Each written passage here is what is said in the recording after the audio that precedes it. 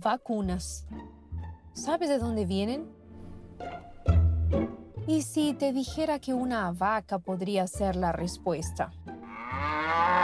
Un científico inglés cambió la historia de la humanidad al aplicar una dosis de viruela bovina a un niño de solo 8 años. Pero esto solo fue posible porque en nuestro cuerpo existen soldados listos para protegernos, los anticuerpos. Pero no son los únicos, porque forman parte de algo mucho más complejo, el sistema inmunológico. Pero eso no es todo lo que verás en el programa de hoy. Voy a visitar el CT Vacinas en Belo Horizonte, Brasil.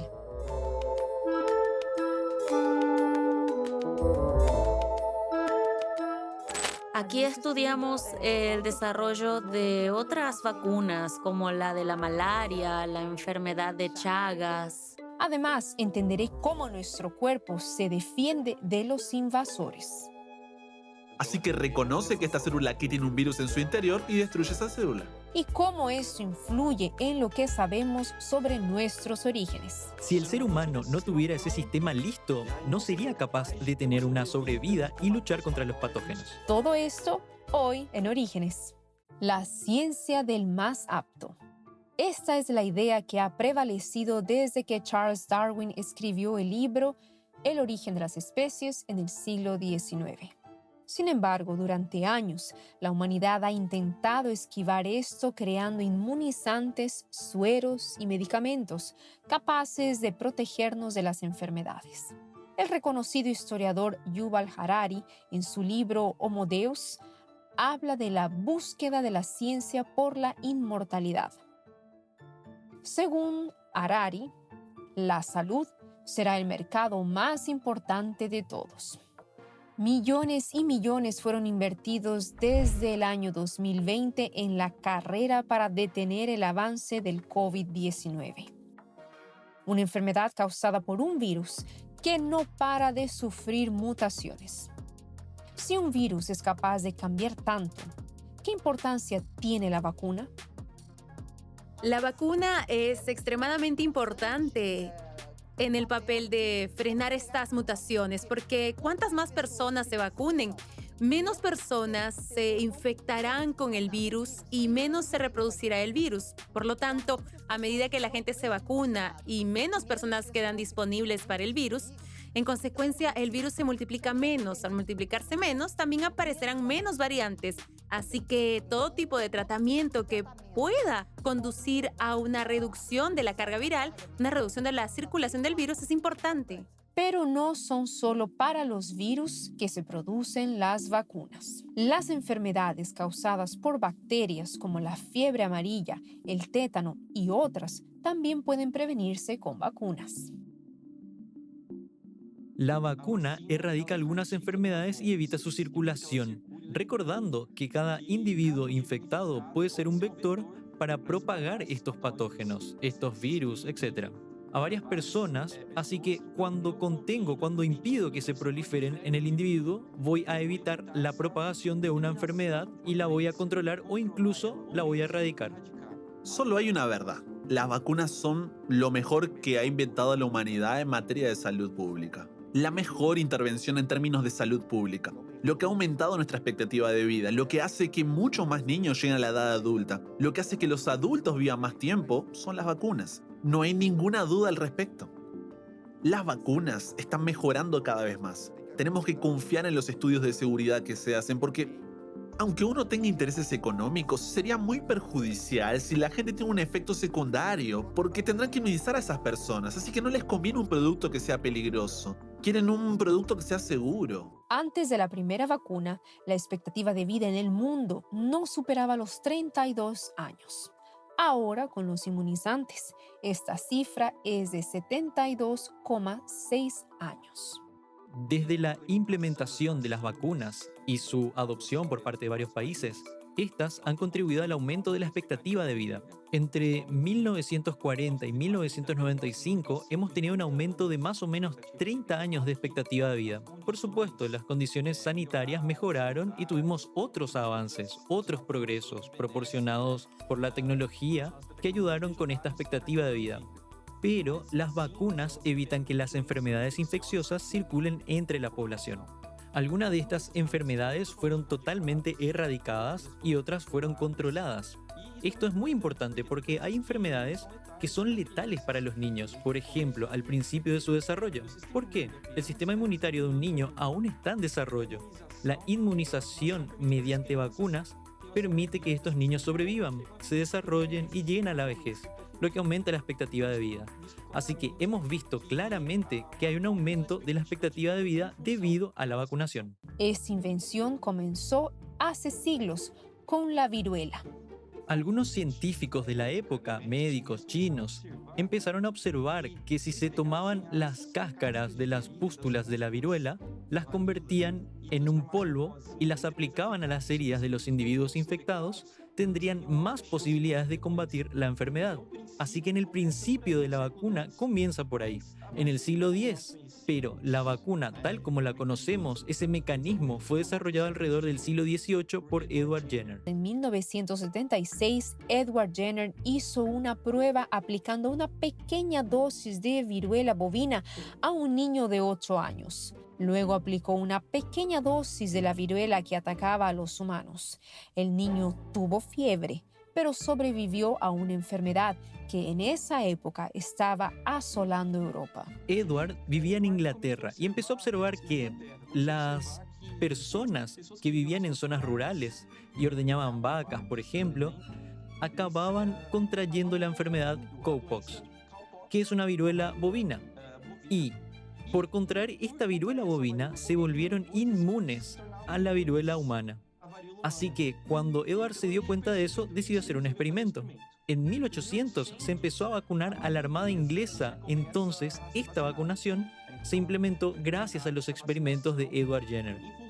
De hecho, algo interesante es la etimología de la propia palabra vacuna. Proviene del latín vaccinus, que significa derivado de vaca. Evidentemente, con el tiempo surgieron otras metodologías, pero siguiendo este principio de poner al cuerpo en contacto con el patógeno con la amenaza de antemano, para que cuando aparezca el cuerpo esté preparado para combatirla. En Minas Gerais, en el BHTEC, el Centro Tecnológico de la Universidad Federal de Minas Gerais, tiene lugar la producción de la vacuna contra el COVID-19, pero también de otras vacunas que causan graves enfermedades en países tropicales, como es el caso de muchos en nuestro continente. Y quien nos lo explica es Natalia de Castro, bióloga e investigadora del CETEVacinas. Antes de la pandemia estábamos desarrollando una vacuna para leishmaniosis visceral humana.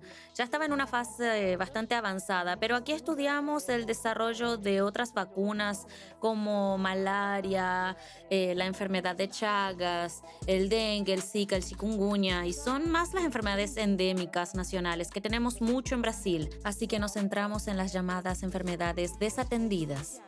Similar a lo que ocurrió en el siglo XVIII con Edward Jenner, la aplicación de la vacuna de un virus genera una respuesta de nuestro sistema inmunológico. La proteína de la vacuna será reconocida por nuestro sistema inmunológico como algo extraño y ocurrirá la producción de una respuesta inmunológica, sí, del cuerpo con esa proteína que es el segmento del virus, de los anticuerpos, de la célula de defensa y demás. Así que reconocerá esa proteína, ese antígeno y producirá una respuesta contra él. De este modo, en un futuro contacto con el virus, la persona que ha recibido esta vacuna ya tendrá anticuerpos, ya tendrá una respuesta contra el virus.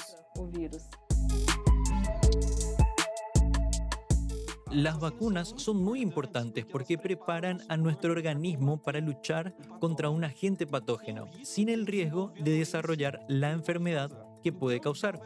Así que proporcionará una inmunización activa en nuestro cuerpo. nuestro propio cuerpo producirá anticuerpos para combatir este patógeno. Así que imagina que insertas un patógeno que podría ser el virus, en este caso un pequeño trozo del virus en el individuo. Este trocito será reconocido por algunos tipos de células que llamamos fagocitos. Ellos aparecerían para decir, tú no eres de aquí, eres un poco extraño. ¿Qué van a hacer? Van a ingerir parte de aquel virus que fue insertado con un componente activo de la vacuna y de esta forma van a digerir esta parte del virus. La van a asociar con proteínas y van a mostrar ese trocito a otras células para que reconozcan al virus. Es como si estuvieran diciendo, mira, apareció este extraño organismo aquí, sé que es un virus, pero no sé qué tipo de virus es, ya sea A, B, C o D. Así, estas células del sistema inmunológico innato se comunicarán y dialogarán con estas células del sistema inmunológico adaptativo, diciéndoles que este organismo podría ser un peligro. Así que cuando nuestro cuerpo entre en contacto con el propio virus, con otro patógeno, estará preparado. La semana que viene volveré al set de vacinas para hablar específicamente de la vacuna contra el COVID-19. Sistema inmunológico. Probablemente ya has escuchado estas palabras en una consulta médica. Probablemente ya escuchaste estas palabras en una consulta médica. En resumen, son los alimentos que prometen fortalecerlo. Se encarga de protegernos contra los agentes patógenos, que son seres infecciosos que causan enfermedades como las bacterias, los virus, los hongos, entre otros. Nuestro sistema inmunológico puede ser definido como un conjunto de células, tejidos y órganos. Se puede subdividir entre el sistema innato, con el que nacemos o inespecífico, y el sistema inmunológico adaptativo. Estos dos sistemas, a pesar de esta división, se comunican entre sí y existe una asociación intrínseca entre ellos. Nosotros nacemos con el innato. Este no proporciona respuestas específicas, su defensa se hará de forma general. Pero el sistema inmunológico adaptativo se desarrolla a lo largo de la vida, cuando entramos en contacto con algunos patógenos. Así que, en general, nuestro cuerpo está preparado para evitar una invasión. Al igual que la muralla de un castillo, nuestro sistema inmunológico tiene una barrera, la piel. Antes de penetrar en nuestro organismo, el ser invasor tiene que pasar por esta defensa. En la piel tenemos el sebo que es, digamos, un poco más ácidas, que evita la proliferación de bacterias y patógenos que pueden causar y provocar enfermedades. Obviamente, en nuestra piel tenemos hongos, tenemos bacterias.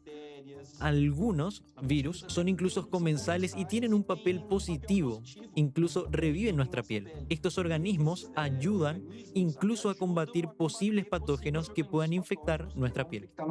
Después de perforar el bloqueo de la piel, el cuerpo intenta expulsar los organismos mediante lágrimas, saliva y mucosidad. Si esto no es suficiente, se inicia una respuesta inflamatoria. La respuesta inflamatoria es en realidad un intento de nuestro cuerpo de reparar algún daño en los tejidos o de luchar contra un patógeno, un organismo extraño que ha entrado en nuestro cuerpo. Este organismo entra tal vez porque hubo alguna lesión en la piel y las células, los soldaditos de nuestro cuerpo, los glóbulos blancos, se movilizan hacia esa región. Así que el flujo sanguíneo aumentará, habrá una vasodilatación y estos soldaditos se movilizarán a esa región para luchar contra ese patógeno. Todo nuestro cuerpo está finamente ajustado para luchar contra esos invasores. Aunque un estado inflamatorio sea un poco, digamos, incómodo, es la respuesta de nuestro cuerpo al invasor. En nuestra sangre tenemos las células rojas que transportan el oxígeno, que hacen que la sangre tenga un color rojo. Son los llamados glóbulos rojos o eritrocitos. Pero la sangre también tiene otras células que llamamos células blancas. Estos son los leucocitos. Leuco significa blanco en griego. Estas células provienen de la médula ósea y son las células de defensa de nuestro organismo. Entonces, la función de alguna de estas células es producir anticuerpos. Mientras tanto, Otras actúan directamente en el contacto entre células, así que reconoce que esta célula aquí tiene un virus en su interior, entonces ella destruye esa célula. Por lo tanto, la respuesta inmune tiene tanto el papel de los anticuerpos, que a veces incluso sirven para marcar. El anticuerpo marca para la célula de defensa que hay un virus ahí, y entonces la célula de defensa también viene y actúa. Por lo tanto, el sistema inmunológico es otro sistema de nuestro cuerpo. Así como tenemos el sistema nervioso, el sistema digestivo, el sistema circulatorio, también tenemos el sistema inmunológico, que está todo integrado. También tiene una gran diversidad de acciones y las células T son una de las células más importantes en la respuesta al virus. ¿De dónde viene esta nomenclatura? ¿Células B o células T? Vienen del primer lugar donde fueron identificadas. Así que las células B o linfocitos B fueron identificadas por primera vez en una estructura inmunitaria presente en las aves llamada bolsa de Fabricio. De ahí viene la B de los linfocitos B. Por otro lado, los linfocitos T, tanto los T como los B se producen en la médula ósea, pero los linfocitos T de forma específica maduran en el timo. Y de ahí viene la T del timo, son células derivadas del timo. Natural killer, que en español significa asesino natural. Así se conocen las células o los linfocitos T y B. Aunque son similares, cada uno tiene una forma diferente de combatir los microorganismos invasores. Las células B atacan a través de anticuerpos, mientras que las células T atacan directamente a las células infectadas. Así que imagina que tienes un virus. Podría ser, por ejemplo, el SARS-CoV-2, que es el que causa la enfermedad de COVID, a la que nos hemos enfrentado ya. Imagina ese virus entrando en nuestro cuerpo. Mientras ese virus circula por nuestros fluidos corporales, aquí actúa la respuesta mediada por los linfocitos B. Por lo tanto, si su cuerpo tiene anticuerpos, estos se adhieren a este virus impidiendo que infecte su célula. Así que ocurre esta neutralización, impidiendo que este virus infecte, se replique en tus células y luego infecte otras células. Cuando el virus consigue entrar en la célula, entonces se reproduce, haciendo copias de sí mismo y acabando dañando la célula. Es cuando tenemos una respuesta más específica mediada por los linfocitos T, que intentarán neutralizar a ese invasor, evitar que prolifere e infecte nuevas células. Así que tenemos varios tipos de linfocitos T actuando. Mientras que la ciencia ha avanzado en la investigación y la detección de anticuerpos contra ciertos invasores, la respuesta celular del cuerpo todavía tiene un largo camino por recorrer para ser mejor comprendida. Por poner un ejemplo claro, el VIH. Una persona que tiene anticuerpos para el VIH tiene el VIH. En otras palabras, no ha eliminado el VIH. Así que el anticuerpo allí es ineficaz. Obviamente es ineficaz.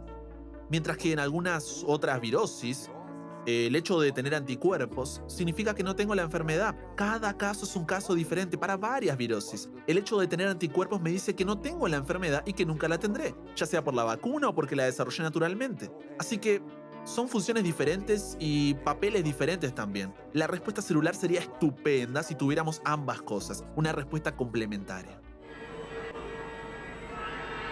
Rocha, the captain of Uruguay. En 1974, era común ver a los atletas con camisetas naranjas de la selección holandesa de fútbol corriendo detrás de sus oponentes. La acción, que parecía aleatoria, era altamente entrenada.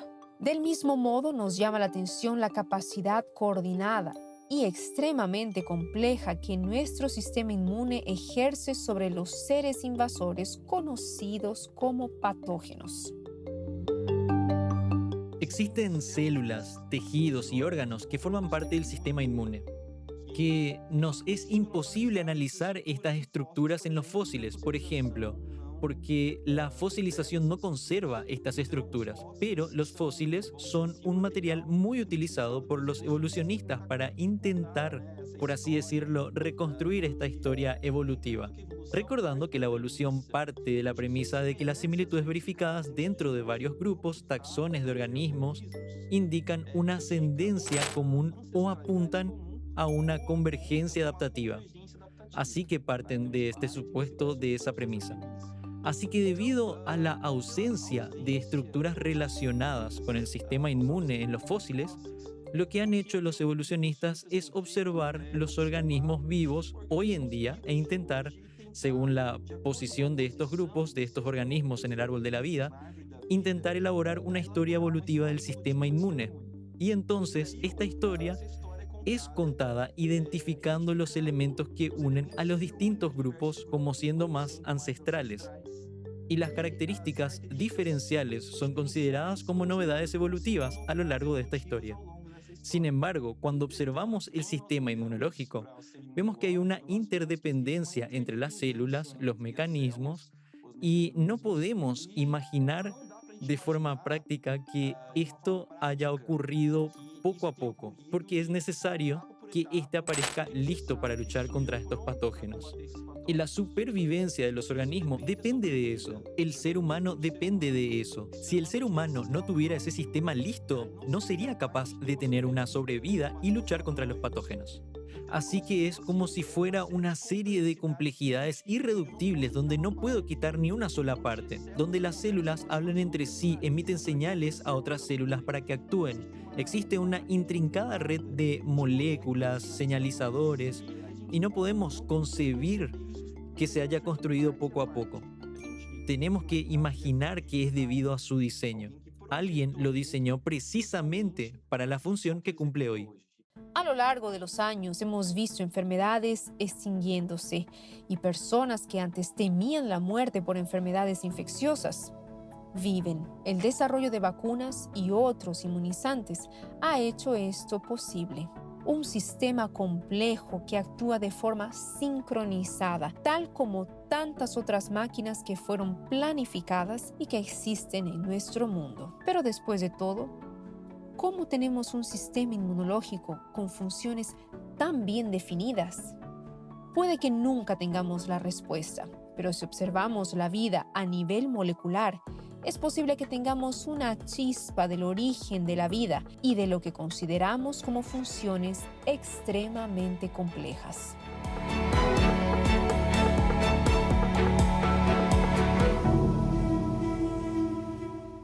¿Estás disfrutando de la temporada? Tenemos otros videos aquí que creo que te gustarán. Y si siempre estás buscando conocimiento, consulta los cursos en el link de la descripción del video.